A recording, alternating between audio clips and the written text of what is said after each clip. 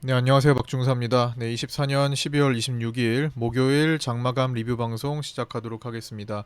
자, 오늘은 위클리 옵션 만기를 맞아서 하락장이 연출되었습니다. 코스피 선물은 0.63% 하락했고요.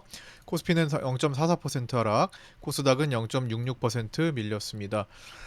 오늘 장은 좀 시작 전부터 사실 중요한 위치에서 시작을 했기 때문에 아침부터 좀 집중해야 될 필요가 있었는데 아침부터 일단 큰 변화가 생기면서 기준 음봉이 생기면서 시작을 했죠. 자, 오늘 어떤 일이 있었는지 개장 전 체크 사항부터 하나씩 짚어보도록 하겠습니다.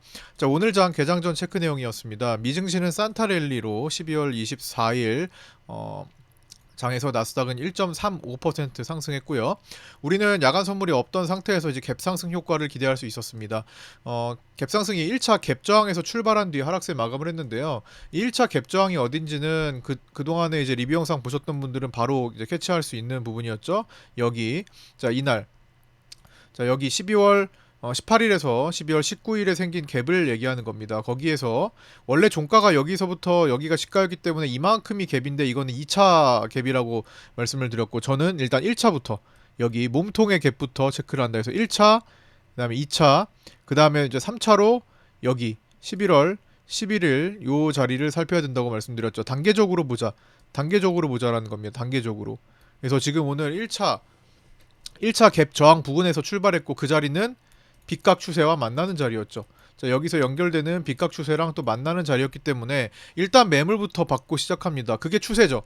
추세에 대한 매물을 받으면서 시작했기 때문에 이거를 극복하지 못한다면은 밀릴 확률이 일단은 더 높은 겁니다. 특히나 휴일을 끼고 있는 나스닥 우리 장 휴장을 끼고 있는 나스닥 상승 시에는 우리는 보통 갭 상승 후 준비가 되지 않은 경우가 많기 때문에 준비되지 않은 상태에서의 갭 상승은 일단 매물 저항으로 갭 상승 후 음봉을 보였던 적이 많습니다. 그러니까 데이터상으로 그동안에 우리 장은 미국 증시 상승에 우리 갭 상승 후 하락하는 그 음봉이 훨씬 많은 장세로서 또 해당되는 그런 날이었다라고 볼 수 있고요.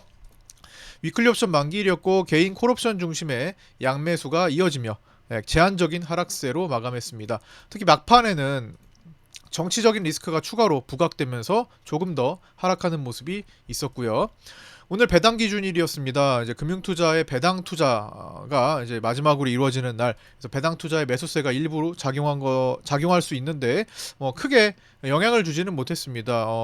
계속 말씀드렸듯 이번에는 밸류업 특수가 있었기 때문에 밸류업으로 미리 선제적으로 배당 투자가 들어간 것도 있기 때문에 이 말미에 크게 매수할 것도 없고요. 매수하더라도 영향을 크게 미치지 않는다라는 거. 기존의 밸류업들 들어가 있는 거 다 배당 투자인 거잖아요. 그래서 그게 오히려 내일 배당 낙일 이후에 그 들어갔던 종목들을 차익하거나 이제 매도한다면 오히려 하락 위험이 더 커질 수 있는 그런 상태겠죠.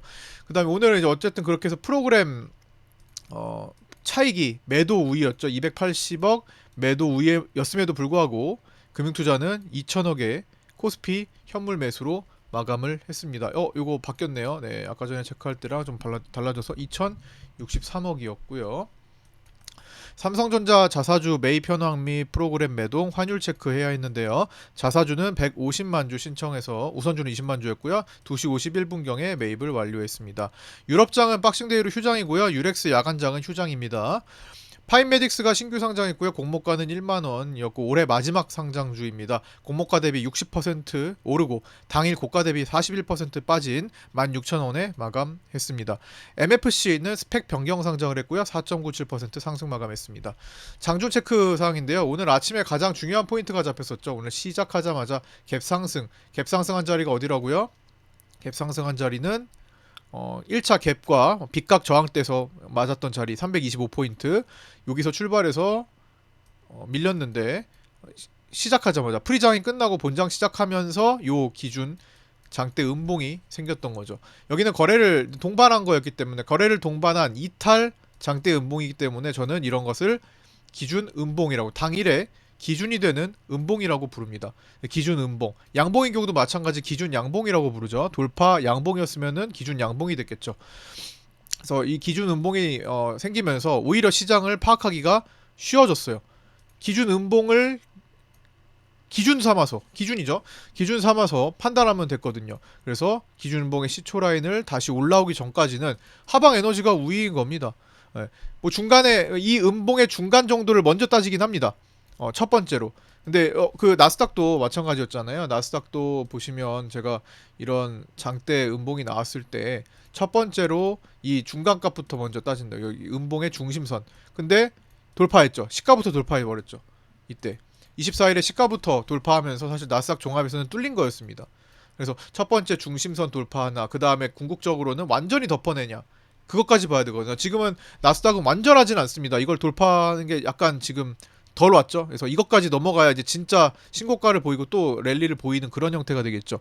어쨌든 두 단계로 파악합니다. 기준 음봉이 나왔을 때는 중간, 그 다음에 그걸 완전히 덮는지 여부. 반대로 기준 양봉인 경우에도 중간, 그리고 모두 이탈하는지 여부. 이렇게 두 가지로 봅니다. 그래서 우리 선물도 아까 전에 분봉, 기준 음봉 발생해서 중간 자리를 그어둡니다. 예, 중간 자리를 그어두고 안 왔죠. 그리고 중간 자리 자, 여기서 확대해서 보시면 이렇게, 자, 여기서부터 여기까지 피보나치 연결한 50% 자리가 요쯤이었습니다. 그리고 382 자리가 여기쯤이었죠. 그래서 382 그리고 50 정도에서 저항을 받은 거죠. 그 이상으로 가면 장대 음봉, 기준 음봉의 중심선을 돌파하고 또 여기 시작점까지 갈 수 있겠죠. 그렇게 되면은 시장은 더 상승하는 쪽으로 이걸 디디면서 지지하면서 올라갈 확률이 높아지겠죠. 그렇지 않는다면은 계속 하방 에너지 우위로 본다라는 겁니다. 그러면서 수급을 살펴야겠죠. 그 수급에 도와주는 게 어떤 건지. 일단 기준 음봉이 발생했다라는 것은 하방 에너지가 작용했다라는 것이고, 그 하방 에너지가 어떤 식으로 작용했는지 체크해야겠죠. 첫 번째, 외국이 선물 매도가 장 초반부터 있었죠. 그 다음에 프로그램 비차익 매도가 있었습니다. 그리고 위클리 옵션 만기일이었기 때문에 위클리 옵션 개인 수급을 중심으로 살펴봐야 되는데, 아침에 요 떨어질 때 어떻게 했어요? 처음에 급등 출발했기 때문에, 갭상승 출발했기 때문에 개인들은 일단 위클리 풋옵션으로 달려 들어갔지만 작은 분봉 하락에 바로 콜옵션으로 들어오기 시작합니다. 그리고 콜옵션을 늘립니다. 그러면서 장대 음봉의 콜옵션 개인들이 그냥 자연스럽게 물타기가 된 거예요. 자, 그런 환경 속에서 이거 하방 에너지가 일단 들어갔네, 이렇게 판단을 하고, 오늘 장 시작과 동시에 기준 음봉 발생하면서 오늘 수급 에너지원 체크 포인트를 1순위와 2순위로 나눌 수가 있게 된 거죠. 물론 1순위는 전일 리뷰 영상에서도 언급드렸듯 당연한 겁니다. 일단 위클리 옵션 만기일이기 때문에 위클리 옵션 개인 수급을 우선으로 파악하는 것이 가장 중요한 거였죠. 그래서 개인 위클리 콜이 앞으로 물을 타지는지, 계속 물을 타는지, 아니면은 빠져나오는지, 이런 것들도 살펴봐야 되는데, 웬만하면 개인들이 하락할 때 콜옵션을 사기 시작했다면 앞으로 하락할 때는 계속 위클리 콜을 늘리는 경향이 있고요. 반대로 상승할 때는 풋옵션을 늘리는 경향이 있어서 종합적으로는 개인들이 양매수 효과를 보통 보이는 경우가 많습니다. 오늘도 양매수긴 양매수인데 콜옵션 중심의, 위클리 콜옵션 중심의 양매수가 나타났던 거죠. 그래서 첫 번째로는 위클리 개인 수급 우선으로 파악하는 거, 그 다음에 두 번째는 프로그램 비차익이 매도 방향이었죠. 처음에. 자, 프로그램 차트 보시면, 자, 이게 장중에 제가 텔레그램에 정혜원 텔레그램에 올려드렸던 건데, 파생반 텔레그램에 올려드렸던 건데, 이 추이를 잡아보자. 이거는 라이브 방송 때도 다 말씀을 드렸습니다. 그래서 아침에 프로그램이 팔았죠. 순간 팔면서 제가 요거 요렇게 매칭까지도 해드렸죠. 요거는 이제 끝나는 부분에 있었던, 자, 요거는 프로그램 끝나는 부분에 있었던, 자, 이렇게 놓고 한번 비교를 해볼까요? 자, 이렇게 놓고 여기 비교를 해보면, 자, 이 추이랑 끝나는 부분에 있었던 이 프로그램의 환매수와 이걸 제외하면 전체적으로 시장에 그대로 움직임에 영향을 줬습니다. 그렇죠? 프로그램이 매수가 되면 반등을 하고, 프로그램이 하락하면, 프로그램이 이제 매수가 되면 여기 반등 구간이 나오고, 그다음 프로그램이 하락하면 또다시 지수는 밀리고, 거의 일치하는 모습이 나타났죠. 약간은 뭐 다를 수 있어도 대체적으로 프로그램의 영향을 충분히 줬고, 나머지는 이제 위클리 옵션 만기 수급과 그다음 나머지 선물, 외국인 선물이나 월물 옵션, 그리고 뭐 삼성전자 움직임, 이런 것들이 영향을 줬다라는 거죠. 그래서 이 순위는 프로그램 비차익을 파악하기, 이게 곧 시장의 흐름이다, 계속 강조드렸고요. 추가 체크사항으로는 충분히 밀렸을 때, 이제 왕개미가 혹시 월물로 풋옵션으로 진입하는지 여부를 체크해보자. 뭐 320 월물 풋옵션이나 322.5나 317.5 월물 풋옵션으로 체크를 하자 했는데 특별히 진입은 없었습니다. 이게 왕개미가 풋옵션으로 저점을 만들면서 진입할 수 있기 때문에 살펴봤는데 오늘은 그런 상태가 아니었고 그래서 대체적으로 계속 밀리는 그런 그림이 이어졌습니다. 마지막 프로그램 비차익의 강한 환매수. 자, 여기 보시면 강한 환매수 빨간 선 보이시죠? 빨간 선 강한 환매수 에도 시장이 마지막에 상승으로 프로그램의 흐름 따라서 상승으로 가지 않은 것은 위클리 옵션 만기 결제 싸움 효과 때문입니다. 어쨌든 프로그램은 2순위잖아요. 예? 프로그램이 곧 시장이긴 하지만 막판에는 1순위 위클리 옵션 싸움이 가장 중요한 겁니다. 그래서 개인들 콜옵션 들어가 있는 322.5 콜과 325 콜을 살려주지 않는 방향으로 진행이 됐고요. 개인들이 또 접근했던 풋옵션도 뭐 크게 큰 폭의 상승을 주지 않는 정도의 제한적인 움직임으로 마감하면서 만기 싸움을 했다라는 겁니다. 자, 삼성전자 주요 자리 체크 다시 한번 보면요. 최근에 이제 55,700, 54,000 실제로는 54,400에 거래가 더 많습니다. 54,400 그리고 53,000원, 51,800원, 5만원 뭐 요정도 체크를 하죠. 지난주 51,800에서 55,700원을 넘나드는 움직임 보여줬고요. 이번주 시작 월요일은 53,000원에서 54,000원 움직임을 보여줬고 54,000원에 걸렸죠. 삼성전자 차트를 보면서 말씀드릴까요? 자, 차트 보시면 자, 분봉으로 쭉 보시면 여기 55,700에서 자, 55,700에서 51,800으로 움직이는 모습. 51,900이 저점이었죠. 그리고 이번 주 시작 월요일은 어떻게 해요? 53,000에서 54,000을 54,400이죠. 실제로는 54,400 라인에 걸리는 이제 넘나드는 움직임. 이게 곧 삼성전자는 인덱스 성향으로 곧 선물 옵션 움직임을 만들기 때문에 곧 시장이 되는 거고요. 그러면서 이제 목요일은 54,000원을 지키기 싸움이 오전에 일어났습니다. 자, 여기 54,000원 지키는 모습이 먼저 나타났죠. 그러나 이건 9시 36분 기준이 당일 저점 54,000원이었던 거고요. 결국 이탈되며 시장은 하락세를 보였습니다. 54,000원이 결국 깨졌죠. 장중 라이브 방송에서 중간에 엑스레이를 찍어보고 삼성전자의 건강검진을 했습니다. 그쵸? 보신 분들 아시죠? 그럴 때 어떻게 됐어요? 삼성전자의 상태는 전날에 비해 비교적 좋지 않았던 날이었습니다. 그래서 54,000원을 이탈할 가능성을 높게 봤고요. 결국에는 53,600원, 저점 53,500원까지 밀리면서 시장 하락을 부추겼던 거죠. 그다음에 오늘 장은 이제 조선주들이 이제 HD 현대중공업 중심으로 오늘 크게 얘만 크게 올랐고 나머지는 그렇게 크게 오르진 않았는데 어쨌든 조선주들이 상승했고요. 코스피 상승 기여도 1위를 기록했습니다. 2.6포인트 정도 코스피를 끌어올렸고요. 이재명 테마주들이 움직였습니다. 오늘 형지 엘리트가 장 초반에 상한가까지도 갈 정도로 오늘 급등했고 솔리드나 CS 뭐 오리엔탈 전공 등이 움직이는 그런 날이었습니다. 그 다음에 고려아연이 아침에 VI를 갔었죠. 아침에 이제 고려아연 차트를 보면은 아침에 126만원까지 11.11%까지 올라가면서 이제 VI까지 갔었는데 요때 VI까지 갔을 때 요 시기에 코스피 지수를 혼자 3포인트가량 끌어올리는 모습을 보이면서 기어도 1위를 이때 기록을 했었고요. 종가로는 이제 밀렸다가 다시 올라가면서 종가로는 2포인트 정도 코스피를 상승시켰고 7.5% 상승 마감했습니다. 그러나 개인이 이틀간 100억 원을 매수한 주식 선물은 하락하며 스프레드 차이를 다시 11만 1,000원으로 크게 벌리면서 마감했습니다. 전일까지 고려아연 현물과 선물의 격차가 다시 줄어들어 있었는데 오늘부로 다시 11만 1,000원까지 크게 벌리면서 마감했습니다. 하락 쪽은 삼성전자가 54,000원을 이탈하며 혼자 코스피를 5.3포인트 하락하는 모습을 보였습니다. 자, 오늘 위클리 옵션 만기일 내용입니다. 11시 21분과 1시 56분에 체크를 했죠. 시간대별 위클리 옵션 만기 이동 추정 범위입니다. 약 80% 확률로 추정하고 있고요. 코스피 200을 놓고 봅니다. 11시 21분에는 325만 상단을 막고 있다라고 말씀을 드렸는데 이거는 위클리 옵션의 개인 거래와 금융투자의 거래를 합산해서 추정을 합니다. 그러니까 분봉 차트로 보면요. 사실 이게 코스피 200이 아니어서 부정확하긴 한데 이제 베이시스를 고려해야 되기 때문에 그냥 편의상 한 0.5 정도 선물이 조금 낮은 걸 고려해서 편의상 그냥 고가를 이탈하지 않는다 정도. 예. 고가를 돌파시키지 않는다 정도로 보시면 될 것 같아요. 325를 325를 넘어가지 않겠다. 언제 80% 확률로. 사실 그 이상이 되거든요, 확률은. 근데 이제 보수적으로 80% 정도로 잡은 겁니다. 데이터가 한 보통 10번 했을 때 한 번, 두 번 정도는 요게 이제 틀어지는, 요걸 이제 돌파해서 이제 원웨이 성향으로 가는 모습이 있기 때문에 요걸 간다면은 이제 원웨이 쪽으로 한쪽으로 크게 진행된다라는 거고, 11시 21분 기준으로 그게 시간이 요쯤이었으니까 요 기준으로 저기까지 올라가면 굉장히 크게 반등하는 거니까 의미가 있겠죠. 그래서 위로만 막아둔 상태였고요. 오후에 판단했을 때도 똑같았습니다. 그러니까 무슨 말이에요? 아, 오늘 여기서 혹시나 이 시가 돌파, 시가 부근 돌파를 기다리면서 마냥 콜옵션을 사거나 홀딩하거나 주식 뭐 선물 매수를 하거나 하는 것들을 이런 분석을 통해서 좀 피할 수가 있었겠죠. 예. 안 올라갈 가능성이 높으니까.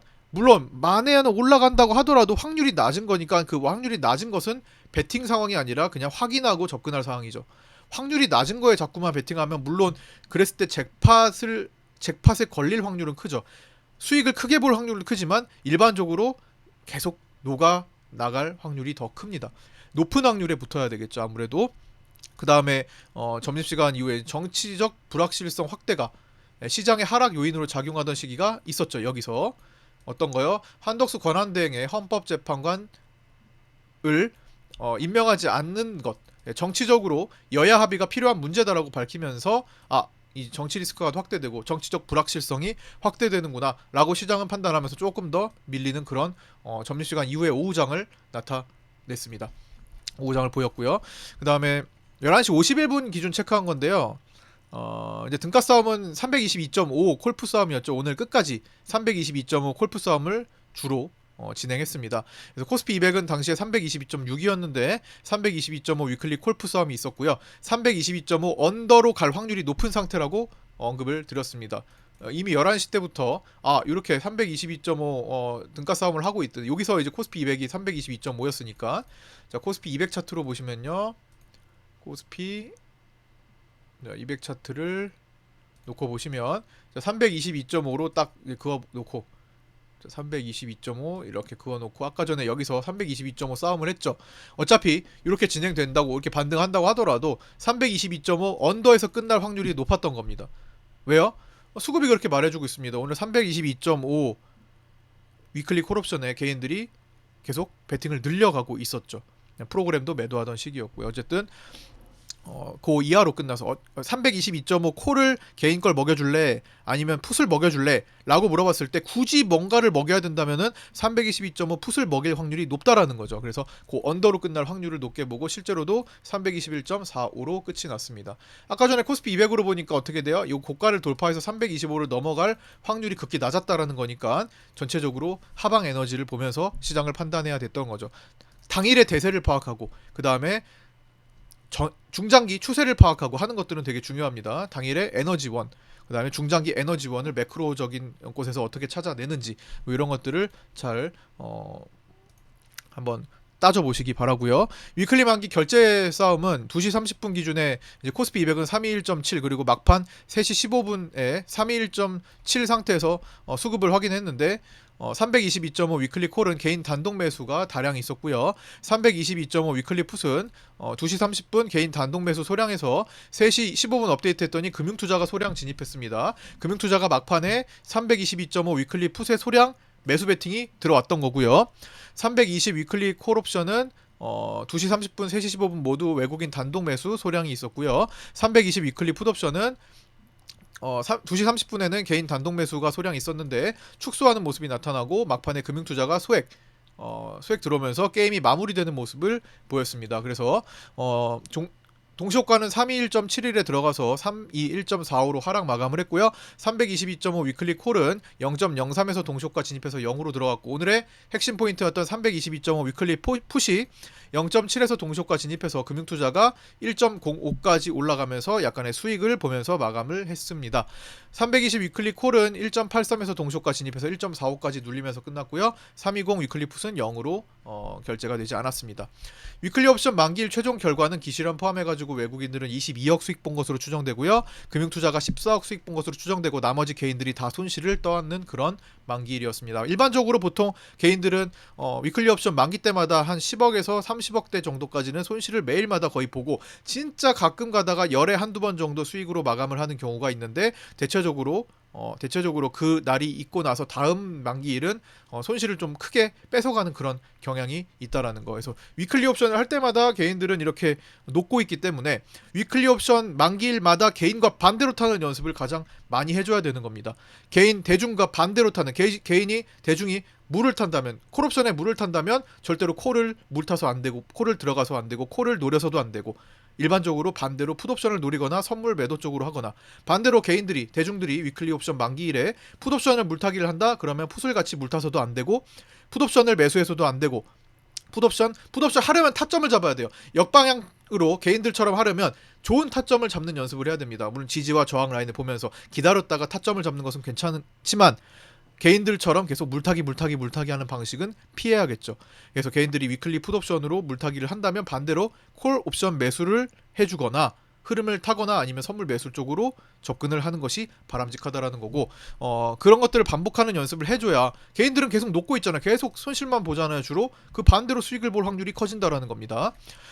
자, 내일은 배당 락일입니다. 코스피 200 기준 배당 락 효과는 약 0.5% 정도 떨어져서 출발할 것으로 추정되고요. 코스피 200은 현재 321.45로 끝났고 선물은 321.1로 끝났습니다. 이거는 선물이 약간 고평가를 보이는 것으로 추정되고요. 그 이유는 베이시스가 0.35 차이가 나는 건데 이론 베이시스가 배당을 고려해서 0.99 약 1포인트 정도 선물이 더 낮아야 되기 때문입니다. 그렇게 계산돼서 나오는데 그 0.35밖에 낮지 않으니까 선물이 좀 더 고평가됐다고 볼 수 있고 혹은 현물이 저평가됐다고 볼 수도 있고요. 예. 뭐 이거나 현물이 저평가됐다고 볼 수도 있습니다. 저평가되었다고 볼 수도 있음. 그러나 오늘은 왜 이렇게 먼저 안 썼냐면은 오늘 차익 매도였어요. 예. 그렇기 때문에 사실 요거는 그냥 추정이지 저 고평가 추정이 더 합리적이긴 합니다. 그래서 현물 저평가 가능성은 있는 건데 이건 적지 않을게요. 예. 선물이 약간 고평가인 것 같아가지고 왜냐면은 금융투자가 매수 들어온 거는 이건 배당 기준일에 따른 배당 매수고 나머지 프로그램은 계속 매도 차익 거래를 했기 때문에 현물이 저평가라고 보여지지는 않습니다. 그리고 네, 선물도 함께 내일 이제 배당락일에 일부 떨어져서 출발할 수 있을지 모르겠어요. 이렇게 지금 현재 고평가로 추정된다면 물론 나스닥이 밤사이에 상승 또 크게 해준다면은 상승 효과를 상쇄시켜서 또 빼야겠죠. 선물이 만약에 1포인트 떨어져서 출발할 거다라면 선물이 나스닥이 또 상승해가지고 야간 선물이 한 그 정도 올라가는 효과를 가진다면 상세 처리를 해야겠죠. 물론 야간 선물은 휴장입니다만 야간 선물 추정치로 봤을 때 상승 출발을 할 가능성이 생긴다면은 그거를 상세 처리를 해야 된다라는 거죠. 반대로 오늘 나스닥이 밀린다면은 하락 효과를 더 부추길 수는 있겠죠. 그렇게 좀 보셔야 될 것 같고요. 종가 체크 사항입니다. 삼성전자는 선물이 53,700원, 현물이 53,600원으로 마감했고요. 막판 배당 나기를 앞두고 선물은 300원 상승 마감을 했습니다. 외국인은 135만 주를 매도했고요. 자사주 150만 주는 2시 51분에 매입을 완료했습니다. 외국인 선물은 하루 종일 천천히 매도 추이를 보였고요. 신규 매도가 우위였습니다. 그러면서 어떻게 했어요?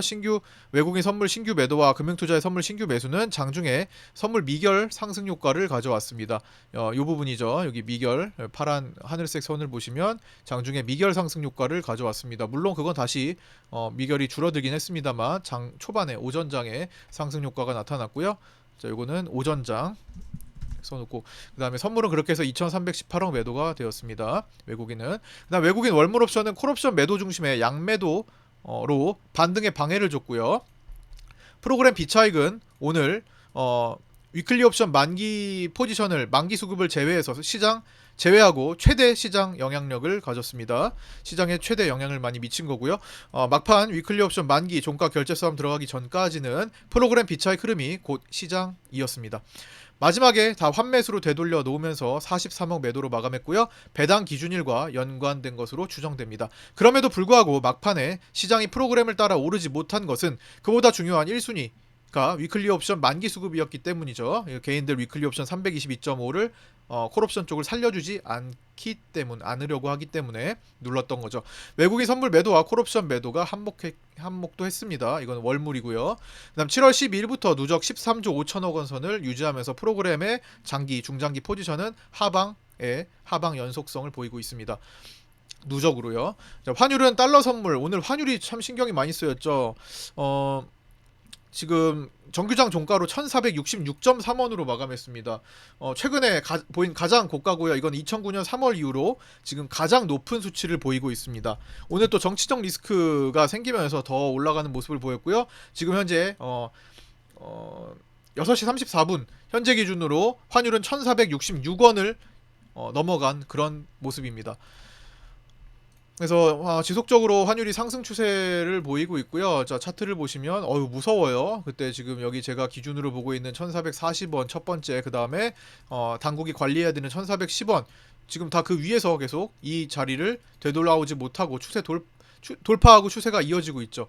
그래서 지금 상당히 높은 부분, 월봉으로 보면은 2009년 3월 이후로 처음 겪는 그런 환율의 모습입니다.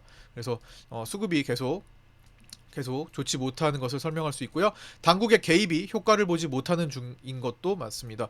환리스크가 지속되고 있고요. 노무라 증권이 경고했던 1,500원대에 상당히 가까워지는 모습입니다.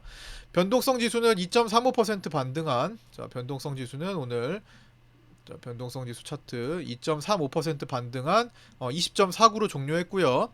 20포인트 위는 여전히 불안한 상태이고 하단이 지지라인이 강하게 자리 잡으면서, 하단부에 지지라인이 강하게 자리 잡으면서 언제든지 지지라인 딛고 급등하면서 급락장이 출현할 가능성이 존재한다라는 거 체크해야 됩니다. 이걸 완전히 밀어냈을 때, 완전히 저길 이탈하고 안착해버렸을 때 시장이 비로소 안정적인 골디락스 상승세를 보이기가 쉽다라는 것을 꼭 체크해 두시기 바랍니다. 내일은 배당 낙일로 기관들이 기존 밸류업 종목에 투자된 자금을 회수하는지 여부를 중점적으로 체크할 필요가 있겠습니다. 자, 오늘 하루도 고생 많으셨고요. 신규 구독자분들, 신규 구독하신 분들은 구독자 전용 텔레그램 방과 구독자 전용 네이버 카페 따로 운영하고 있으니까 유튜브 댓글 보시고 신청하셔서 합류하셔서 함께 공부하셨으면 좋겠습니다. 끝까지 시청해주신 분들 감사드리고요. 저는 내일 금요일 아침 8시 20분에 유튜브 라이브 방송에서 찾아뵙도록 하겠습니다. 감사합니다.